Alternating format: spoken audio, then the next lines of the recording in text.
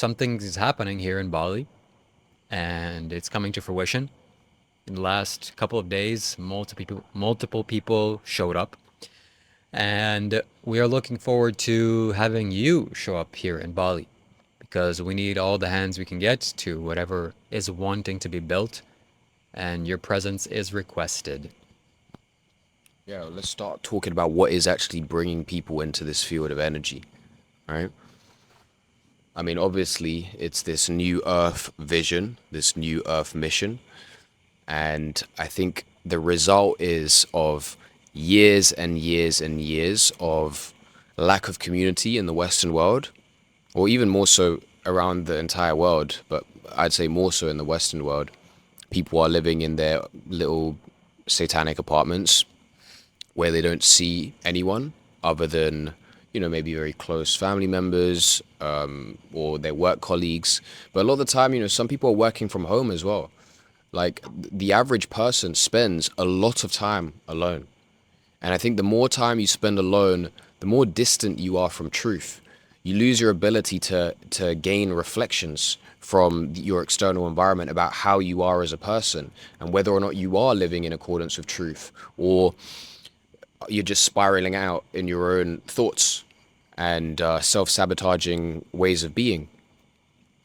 And so I think one of the biggest things that is going to push back against this old system and this old way of being is allowing ourselves to be in community, where there are different archetypes, different reflections of you that will bring up different situations, different emotions within yourself. And I think the nature of what we've been doing day to day is allowing ourselves to feel the discomfort, just like yourself. You've just seen Abel. It's a new energy. You don't know what it's like.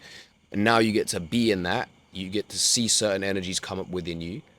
You as an alchemist get to work through that, and then you grow and you continue on. And I think that's the goal. We want to get to a point where we can move through life and be okay with what it is that is arising moment to moment. So to bring it all the way back, I think a huge part of what we're doing is, number one, building community, conscious, loving community where we can support each other in our fullest expansion and awakenings.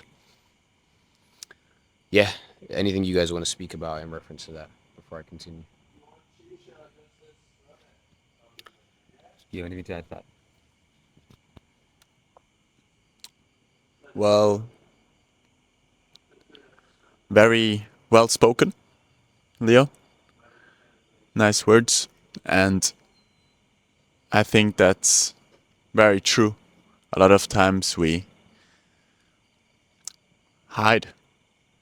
And especially like I was on vacation with my family, for example. Man, that shit is intense. Like a lot of shit comes up when you're with your family or with close people. But of course, like these kind of circles, I think are very potent for growth and for reflections because they also did the inner work. So yeah,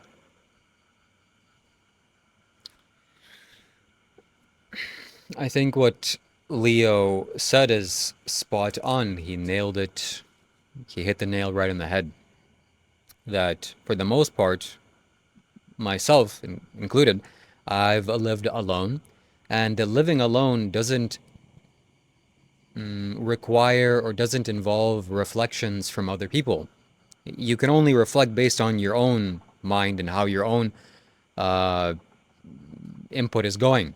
So, living with 10 plus people, you have 10 perspectives, 10 sets of eyeballs that are constantly reflecting your actions, your speech, even your thinking. And that is invaluable.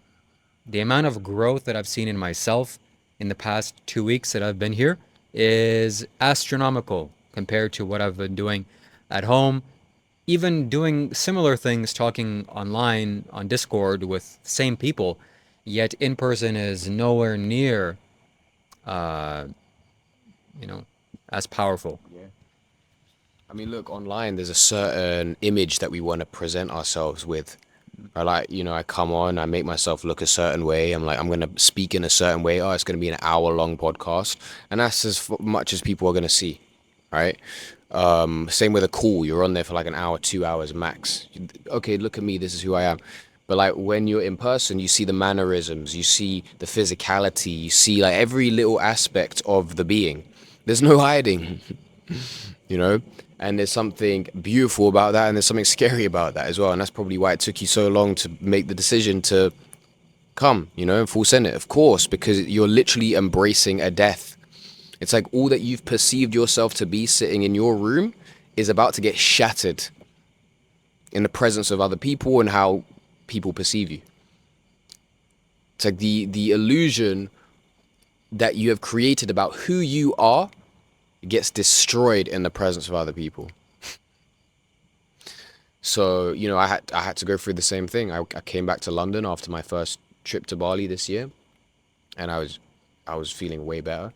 But there was actually a fear of going back again because I felt like I was going to embrace another death of an identity, And the first 2 weeks was like painful, just like free falling, no idea what the hell is going on. But there's something beautiful about that. Something beautiful about that. I guess the second thing that I wanted to speak into about what we're doing. So of course, number one is community. I guess number two you can say is this desire to build things in person. We're moving into a digital age. And in this digital age, everyone is on their phones, everyone is scrolling, everyone is spending time with AI, VR. Like we're literally going into a whole different way of being in a very short period of time. I don't even think the bodies and nervous systems are adapted yet to this. And if you go back thousands of years, like these same physical bodies did not have screens and computers and things activating our nervous system and our dopamine 24/7, you know? And so we're moving very rapidly into a completely different way of living, a way of being. And so I think the nature of what is wanting to happen now is coming back into simplicity, simple, peaceful way of being, just the way that our bodies and minds were intended to be. And so obviously one of our visions and our goals is to have a piece of land, starting off specifically here in Bali, and then eventually expanding out across the world, having these points where people can live together in community. And yeah, and that way we're kind of fighting or pushing back against the old systems and the old way of being. And so that is another reason as to why we're all here together in person, is to manifest that vision into physical form, where we can have our own plots of land and we can live in community and we can serve each other and serve the world from that space, rather than just doing it in our own little rooms, making our own content and whatever. Let's do it together.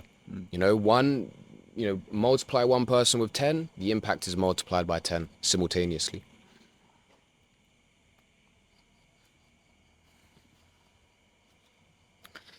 Yes, I think that it's already, let me just center my thoughts here.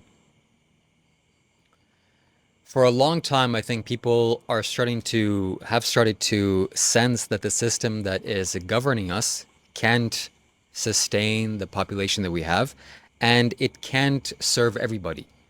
We're getting our water from halfway across the world. If you're going to the grocery store, half of the food there is shipped from some halfway across the world as well. And that's not sustainable. And one little pandemic, one catastrophe, one little thing is going to shatter this whole thing. And I think we're on the cusp of that happening. Something is inevitably going to happen that's going to show how poor the system is to manage human welfare and human well-being. So definitely, when I hear Leo speak about building land and having our own water and growing your own food and living in a community, that speaks to a desire that I have so deep within. This is so needed. This is so necessary. And I think that the technology that we have is going to help us to get there and to help us to build this, because technology is not supposed to be enslaving us. It's supposed to be our slave. It's not really the most aesthetic way of saying it, but yeah, simplicity is the way to go. We're going to live very simply and use technology to help us to survive better, the best.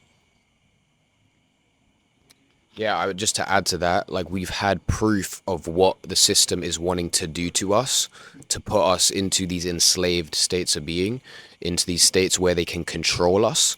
And, like just one example was when we were all locked down in our yards for God knows how many weeks at a time or days at a time.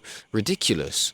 Like imagine living in a world where you're not allowed to leave your own house and like walk outside and get fresh air. No, you're not allowed to breathe fresh air. You must cover your face. What is that? Ridiculous. Like it's actually crazy to look back at it. And so I guess we've realized that the systems at the top, the leadership systems, are literally just built with a bunch of traumatized children, adult babies, I guess you could say. People that have not actually healed their wounds, that have not come to terms with their own trauma, and so therefore just spewing it out across the collective and letting other people face the repercussions of their own inadequacies. And so what has been realized now is that we need more conscious, more awakened, more heart-centered, more real, more honest, more authentic leaders that are building systems from the top down. And all these old systems are going to start crumbling. People are seeing it for what it really is right now. And again, that's just another reason as to why I feel like we're all coming together and building this new system, this new way of being, this new way of leadership. And yeah, and my vision is that this will be replicated around the world, and gradually, slowly but surely, it will, yeah, shift the power into the right hands.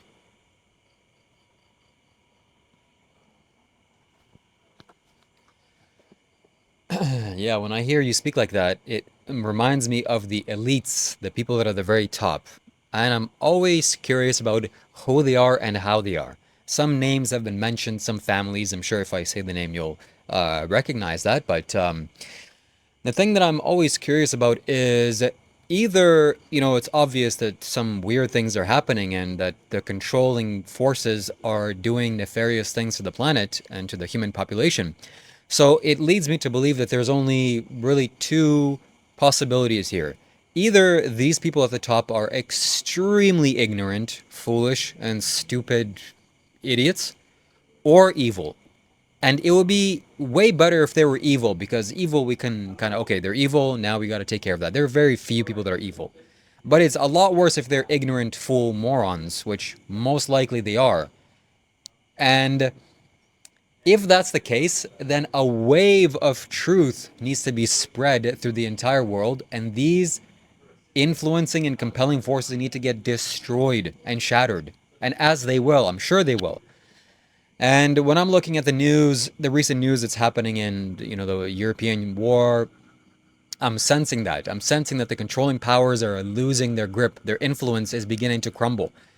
Especially with my state of consciousness, me living here in Bali, me being around conscious people all the time, I feel like this is just absurd. This is laughable. You cannot continue like that, because an ignorant, foolish person like that, if he steps in the room with any one of us, it'll be very clear and very obvious. And that person will most likely feel embarrassed and ashamed of themselves, as they should. So you need to get exposed if you're out there. I don't really have anything to say, but yeah, you guys be spitting facts. I was going to add one more thing, but it slipped my mind.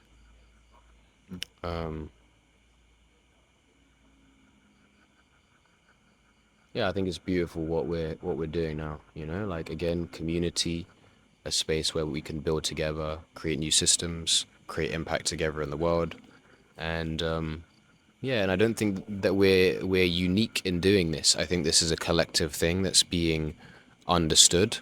It's like there are many people that are going out and buying land off grid and doing this whole thing. It's just that, some people have more resources and a greater network to be able to do that. And all we can do is leverage what we have to our fullest capacity before shit starts crumbling. They do say like there's a 2030 agenda when digital IDs will start getting rolled out, one world government, like all of this other stuff that is just gonna lean in the direction of control. And yeah, so we have time, but we don't have a lot of time, you know? The time is ticking, and yeah, shit is falling as the days go by. You know, wars are unfolding and everything else. But yeah, like if you look at it, it's the pressure of this planet Earth, the energetics of it is at boiling point right now. You know, and it's waiting to be saved. I don't even want to say the word saved, but it is truthfully waiting to be saved. And all we can do is the best that we can do. Yeah, I mean, the world is going downhill in many ways, and we have to take action now because there is no other time than now. So let's embrace whatever we can do and do whatever is needed. And I think this is also, for me, a thing that I can, or that I have to step more into what I can do, because I'm also capable to do stuff. So what can I do? What is needed? That's still to find out, but it will clarify, I think. You want to say something? I think we've reached pretty much the pinnacle of this podcast and spoken to whatever needed to be said. Unless anybody here wants to share anything else. Final thing. I mean, look, if there's resonance with the message and there is a desire or a pull that you feel when we speak about these things, then I would say bring yourself here to Bali, allow yourself to be in the energy, and yeah, and let's build this new earth that we speak about. You know, that's really all I have to say. Yeah, man. Thank you for watching this podcast. See you next time.